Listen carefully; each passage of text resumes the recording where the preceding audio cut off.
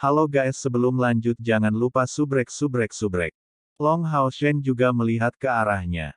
Sitri sekali lagi terguncang untuk melihat bahwa bahkan jika tubuhnya sekarang dalam kondisi yang sangat lemah, dan energi spiritualnya sangat berlebihan, pada saat ia mendarat di benteng, kedua mata Long Hao Shen masih jernih, dan tanpa kenajisan. Sitri mengeluarkan erangan pengap lagi, menyemburkan darah, kami mundur. Berikan perintah untuk mundur. Sebenarnya, iblis telah melarikan diri dengan panik sejak lama. Tuduhan dari pembangkit tenaga pembunuh menenggelamkan pasukan iblis ke dalam keadaan panik total, dan pengaruh Celestial Dance of Lust dari Sitri tidak membuat segalanya menjadi lebih baik. Unit-unit itu saling menginjak satu sama lain, dan dengan demikian orang dapat melihat bahwa pasukan iblis telah dikalahkan sepenuhnya. Tentara iblis sebenarnya tidak begitu kuat. Kemampuan iblis untuk mempertahankan komando pasukan mereka bukanlah yang terbaik. Secara individu, para iblis itu kuat, naluri bertarung mereka tak tertandingi oleh manusia. Tetapi karena itu, menggerakkan pasukan seperti itu bukanlah hal yang mudah untuk dilakukan. Setelah menderita beberapa serangan dan efek kritis, bahkan perintah Dewa Iblis tidak dapat sepenuhnya memobilisasi mereka. Apalagi yang kamu tunggu? Api, dengan kekuatan penuh. Kembali ke akal sehatnya, Seng Lingxin berteriak sangat keras sehingga membuat suaranya serak. Saat ini, tubuhnya masih gemetar karena eksitasi emosional. Pada saat dia sadar, cahaya multiwarna Long Hao Shen telah menghilang. Melihat yang terakhir saat dia jatuh di benteng, suasana hatinya seperti yang bisa dibayangkan. Menantu laki-lakinya sekali lagi baru saja menyelamatkan Exorcist Mountain Pass. Keadaan kekacauan iblis bisa dilihat tepat di depan matanya. Jika mereka tidak menghabisi musuh yang kalah sekarang, kapan mereka bisa melakukannya? Tapi sayangnya, karena efek dari Heavenly Dance of Lust dari Emo Demon God Sitri, banyak orang yang belum sadar. Dan bahkan jika mereka melakukannya, mereka akan berada dalam kondisi yang sangat buruk, dan sebagai hasilnya, hanya beberapa meriam ajaib yang benar-benar dapat ditembakkan kali ini. Tapi fakta bahwa Exorcist Mountain Pass tidak bisa melancarkan serangan balik yang efektif tidak berarti bahwa Assassin Temple tidak bisa. Seng Yue, yang telah melarikan diri sebelumnya, sekarang membawa sekelompok pembangkit tenaga listrik dari kuil Assassin untuk meluncurkan serangan balik. Mereka tidak banyak, tetapi masing-masing dari mereka adalah elit mutlak. Selanjutnya, pembalikan situasi memungkinkan Seng Yue memulihkan ketenangannya. Dia tidak memimpin pembangkit tenaga pembunuh untuk sekali lagi menyerang pasukan iblis jauh di dalam, tetapi fokus untuk memenggal kepala iblis yang hiruk-pikuk di tepi formasi mereka. Keenam dewa iblis mengerahkan seluruh energi mereka untuk menyusun kembali pasukan mereka yang dilanda kepanikan, dan tidak dapat menangani mereka. Seperti itu, pasukan iblis yang telah menderita efek dari tarian surgawi dipotong seperti gandum di depan kelompok Seng Yue. Meskipun pertempuran masih belum selesai, para pembunuh bayaran ini semuanya meramalkan kemenangan total yang belum pernah terjadi sebelumnya yang akan terjadi hari ini. Han Yu kembali bersama Long Hao Shen, dan berteriak pada Seng Lingxin, kepala senior, tolong bawa Chai'er ke sini. Kami memiliki cara untuk mempercepat pemulihan energi spiritualnya.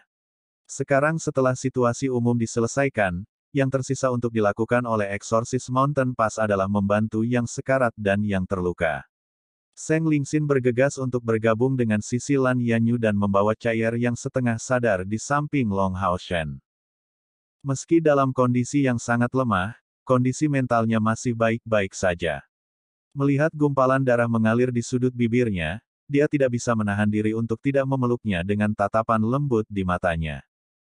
Cahaya putih lembut keluar dari Han Yu, langsung tumbuh hingga diameter 10 meter. Setelah lebih dari setahun, kompor spiritual berkah cahaya miliknya telah mengalami evolusi baru, meningkatkan area dan efek pemulihannya. Sementara sangat mempercepat pemulihan energi spiritual, itu juga memiliki efek penyembuhan yang sangat hebat.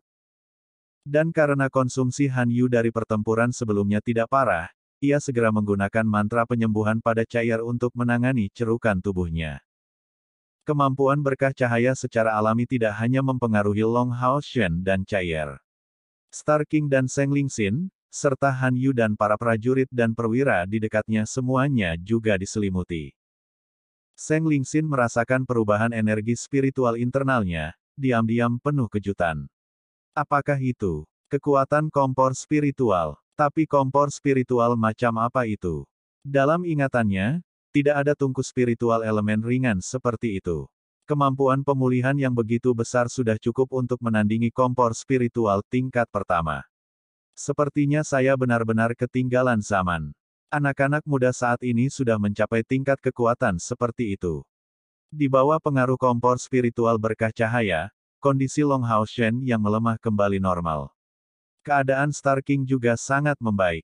Cair secara bertahap kembali ke akal sehatnya, tetapi mengetahui bahwa dia berada di dada Long Hao Shen, dia sekali lagi menutup matanya. Setelah kehilangan ingatannya, dia juga kehilangan kepribadian kuat yang dulu dia miliki, dan dia memiliki lebih banyak momen untuk menjadi tidak lebih dari seorang gadis yang lembut. Dalam kondisinya yang lemah saat ini, dia membutuhkan pelukan hangat untuk lebih mengandalkan. Pertempuran ini tidak berlangsung lebih lama, tetapi perlawanan dari Exorcist Mountain Pass memiliki efek yang menentukan pada Perang Suci. Tidak hanya bagian terbesar dari iblis yang terluka atau terbunuh, tetapi yang lebih penting, moral mereka telah dipukul tidak seperti sebelumnya. Bagi Exorcist Mountain Pass, ini adalah kemenangan yang menyeluruh dan lengkap. Untuk kerugian yang agak rendah, mereka telah memberikan kekalahan telak pada iblis.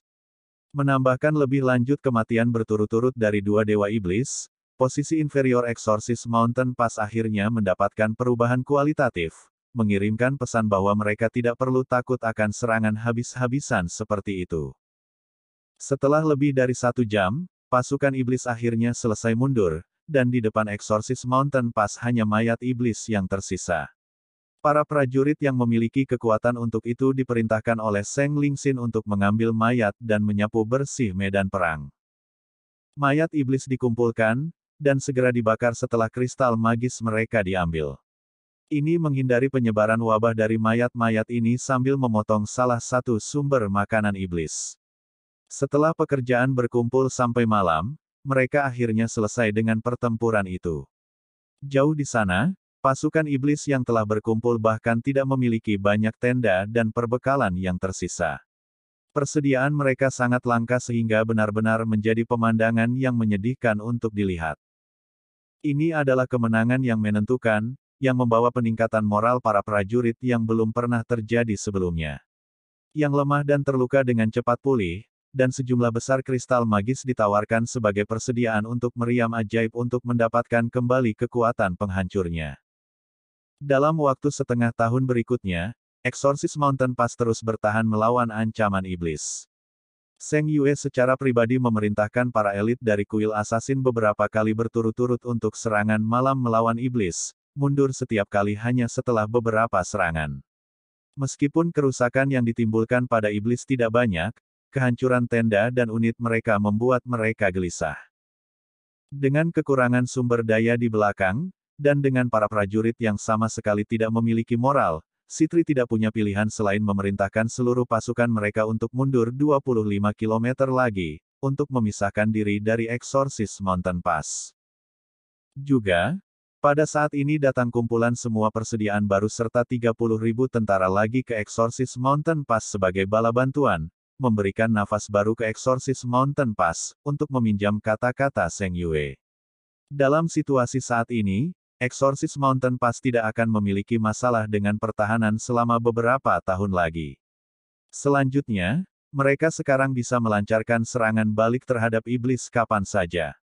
Tentu saja, ini dengan premis bahwa tidak ada bala bantuan iblis yang datang. Apakah mereka akan mendapatkan bala bantuan? Itu pasti mungkin, tetapi juga tidak mungkin. Dimulainya Perang Suci juga menempatkan beban besar di sisi iblis. Mereka telah mengerahkan hampir semua kekuatan mereka untuk digunakan demi menekan 6 benteng besar manusia pada saat yang bersamaan. Pertempuran 1,5 tahun menghabiskan kekuatan iblis dan sisi manusia hingga batas yang sangat besar. Setan-setan itu jelas memiliki beberapa pasukan cadangan sebagai cadangan, dan klan naga iblis, klan bulan, dan klan bintang mereka yang paling kuat belum bergabung dalam pertempuran, tetapi ini adalah truf tersembunyi mereka. Jika kartu truf ini terungkap seperti itu berarti bahwa segala sesuatunya telah menjadi keadaan yang tidak dapat didamaikan, di mana salah satu pihak harus mati agar yang lain berhenti berkelahi. Akankah Kaisar Dewa Iblis benar-benar mengizinkan itu? Lebih jauh lagi, meskipun pasukan iblis mengalami pukulan yang belum pernah terjadi sebelumnya dan tidak lagi memiliki kekuatan untuk menembus benteng, mereka memiliki kekuatan yang cukup untuk pertahanan. Namun, kekuatan saat ini di Exorcist Mountain Pass, dalam kasus pertarungan langsung di lapangan biasa, tidak cukup untuk melakukan pertempuran yang mudah. Di jalan di dalam pegunungan, Long Hao Shen dan Chair duduk di punggung Star King, dengan Han Yu di samping. Mereka bertiga sedang melihat ke kejauhan menuju Exorcist Mountain Pass. Mata Chair kabur karena air mata untuk waktu yang lama. Bersandar pada pelukan Long Hao Shen, tubuhnya gemetar ringan. Dia tidak bisa melupakan ekspresi kakek buyut dan orang tuanya saat waktu keberangkatannya semakin dekat. Karena mereka tidak bisa menahan perasaan mereka bahkan tidak mengantarnya pergi. Situasi Exorcist Mountain Pass sudah stabil, waktu keberangkatan mereka telah tiba. Long Hao Shen memeluknya erat-erat, menundukkan kepalanya, dan memegangi kepalanya dengan lembut, kami akan kembali. Ia memberikan anggukan ringan, Chair menggigit bibirnya, ayo pergi. Dia takut jika dia tidak pergi sekarang, dia mungkin akan benar-benar memiliki keinginan untuk bergegas ke Exorcist Mountain Pass. Hasil akhir dari perang Exorcist Mountain Pass tidak dapat diprediksi. Meskipun Long Hao Shen tidak membunuh musuh dalam pertempuran terakhir, Chair dan dia tidak diragukan lagi berguna. Chair segera diumumkan sebagai penerus berikutnya untuk kuil assassin dan Long Hao Shen memperoleh kehormatan tertinggi, dihormati sebagai Hall Master untuk kuil assassin. Kehormatan ini tidak menerima keberatan karena Long Hao Shen hanya melakukan terlalu banyak untuk kuil assassin. Dengan mengandalkan pantulan Divine Snail Shield, dia menyelamatkan mereka dari krisis putus asa, membalikkan keadaan sepenuhnya, dan menimbulkan kerusakan besar pada iblis, sambil menghindari penghancuran Exorcist Mountain Pass. Orang bisa mengatakan bahwa dia telah menyelamatkan Exorcist Mountain Pass, serta kuil assassin. Dihormati sebagai Hall Master hanyalah makanan penutup untuk kontribusi seperti itu, dan memperoleh persetujuan dengan suara bulat. Selain itu, hubungannya dengan Chair membuat reputasi Long Hao Shen yang baru dibuat di Exorcist Mountain Pass naik bahkan di atas Zheng Yue. Nama Ksatria Emas ke-12 dihafal oleh semua perwira dan prajurit, dan kepala Ksatria Suci ini menjadi kawan abadi dan keluarga dekat kuil assassin. Namun, perjalanan mereka masih harus dilanjutkan. Perhentian mereka berikutnya adalah Jalan Gunung Tombal, di mana mereka akan bertemu dengan Lin Xin. Pada saat keberangkatannya dari kuil Ksatria, Long Hao Shen tidak berpikir bahwa dia benar-benar dapat mengumpulkan 1 juta poin kontribusi per kuil. Tetapi pada kenyataannya, dia melakukan jauh lebih banyak untuk gunung pengusir setan daripada apa yang akan bernilai. Juta poin kontribusi. Ini pasti akan membuatnya terkenal. Dia menjadi semakin bersemangat untuk bertemu dengan yang lain, dan membentuk kembali pasukan perburuan iblis tingkat komandan ke-64. Beberapa pertempuran dia setelah kembali telah membangun ketenaran yang cukup untuk Long Hao Shen. Dia sudah menjadi pembangkit tenaga listrik tingkat atas, yang memiliki kemampuan untuk melawan bahkan melawan pembangkit tenaga listrik iblis dari langkah ke-9. Long Hao Shen gatal untuk memberikan kontribusi yang tepat untuk berterima kasih kepada aliansi atas toleransi mereka terhadapnya. Hanya wilayah iblis, bagian belakang musuh yang bisa menjadi panggungnya yang sempurna. Di sana, dia bisa melepaskan semua kekuatannya tanpa perlu khawatir sedikitpun. Star King berbalik dan mendorong dirinya ke depan, segera mengangkat dirinya di udara dengan Long Hao Shen dan Chair di punggungnya, melonjak ke arah selatan. Han Yu mengikuti dari belakang menggunakan sayap spiritualnya sendiri. Dari 7 anggota yang menyusun pasukan perburuan iblis tingkat komandan ke-64, 3 sudah dikumpulkan, dan yang lainnya akan segera diambil. Star King terbang dengan tergesa-gesa, namun di punggungnya, tidak ada aliran udara yang bergejolak yang terasa. Seolah-olah mereka duduk di tanah. Han Yu sudah pada langkah ke-7 kultivasi, oleh karena itu dukungan sayap spiritualnya cukup untuk mempertahankan penerbangan untuk sementara waktu. Long Haoshen awalnya berencana mengundangnya untuk menunggangi Star King bersama mereka. Bagaimanapun juga Star King memiliki tubuh yang sangat besar, memberikan ruang yang berlimpah. Tapi Han Yu tetap memberikan penolakannya, karena dia tidak ingin bertindak sebagai roda ketiga yang tidak diinginkan, sehingga mengganggu dua lainnya. Namun, Han Yu tidak kosong dari rasa iri saat melihat mereka. Dalam pasukan pemburu iblis kelas komandan ke-64, Long Haoshen memiliki Chai'er, Lin Xin memiliki Li Xin, Wang Yuanyuan memiliki Zhang Fangfang, Chen Yinger memiliki tunangannya, dan bahkan Sima Xian memiliki targetnya sendiri, bunga putih kecil itu. Hanya Han Yu yang tetap sebagai pria penyendiri, dan jika menyangkut hal-hal seperti itu, dia tidak mungkin tidak tertarik sama sekali. Dia juga memiliki gambaran di benaknya, tetapi itu tidak terlalu jelas dan oleh karena itu, dia belum mengambil inisiatif apapun. Sudut pandang Han Yu berbeda dari yang lain. Sebagai pemburu iblis dan ksatria punggawa Long Haoshen, dia memiliki satu tujuan, yaitu menemaninya dengan erat, dan meningkatkan kekuatannya. Dia memiliki harapan untuk bertarung bersamanya suatu hari nanti, bertarung bahu-membahu, keduanya mengenakan tahta surgawi berubah menjadi baju besi. Meskipun ia merasa bahwa kesenjangan antara Haoshen dan dia hanya terus tumbuh, pikiran ini belum hilang. Kesempatan hanya bisa muncul jika dia melakukan upaya yang diperlukan. Tanpa usaha, bahkan tidak akan ada kesempatan. Dia bukan Sion of Light, dan sudah melakukan semua yang dia bisa. Dia harus terus melakukan yang terbaik untuk terus mengejarnya. Selama 1,5 tahun dihabiskan di Exorcist Mountain Pass, sementara Long Haoshen masih dalam pengasingan, Han Yu kagum mengetahui bahwa di antara rekan-rekan mereka, hampir tidak ada yang bisa dibandingkan dengan dia. Kesenjangan yang memisahkan mereka memang cukup besar, tetapi dengan melihat dari sudut pandang lain, dia menemukan bahwa, sebenarnya, dia juga terlihat sebagai seorang jenius di mata para ksatria lainnya. Mengambil pandangan panjang, mengejar Long Haoshen sudah membuatnya jenius. Dan mengikuti Sion of Light dalam pertempurannya membuat kemajuannya jauh lebih cepat. Jalur Gunung Penolak Naga dan Jalur Gunung Eksorsis agak jauh, tetapi Jalur Gunung Pengusir Setan dan Jalur Gunung Tombal relatif dekat. Dilihat dari medannya, Tombal Mountain Pass cukup tinggi. Meskipun tidak berbahaya, itu tetap menjadi medan yang sangat strategis. Di sisi kiri Gunung Tombal adalah sebuah danau besar, di belakangnya, dataran tinggi yang cukup tinggi, dan di sisi kanan adalah Jalur Gunung Eksorsis. Di antara 6 kuil besar, yang paling stabil dipertahankan adalah Jalan Gunung Tombal. Ini karena kekuatan penghancur yang sangat mengerikan yang dimiliki oleh para penyihir. Dari 6 kuil besar, satu-satunya yang bisa dibandingkan dengan kuil ksatria dalam hal kekuatan keseluruhan adalah kuil penyihir. Dan kekuatan tempur yang bisa digunakan para penyihir di medan perang bahkan lebih besar dari ksatria. Selanjutnya, kuil penyihir berhubungan baik dengan kuil prajurit, yang memberi mereka banyak dukungan. Pasangan dari keduanya membuat Tombal Mountain Pass kebal terhadap serangan.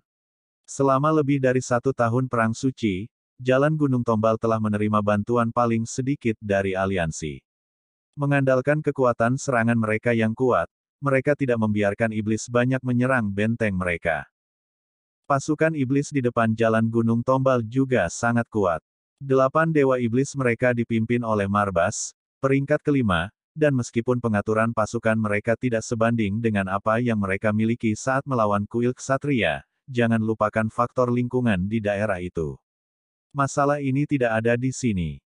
Mayoritas iblis neraka terfokus pada Jalan Gunung Tombal. Pada saat yang sama, 6 dari 8 dewa iblis besar yang dialokasikan di sini berada di 32 teratas. Namun meski begitu, mereka paling banyak berdiri dalam konfrontasi melawan Jalan Gunung Tombal. Relatif berbicara, almarhum di kedua sisi adalah yang terendah dari semua jalur gunung.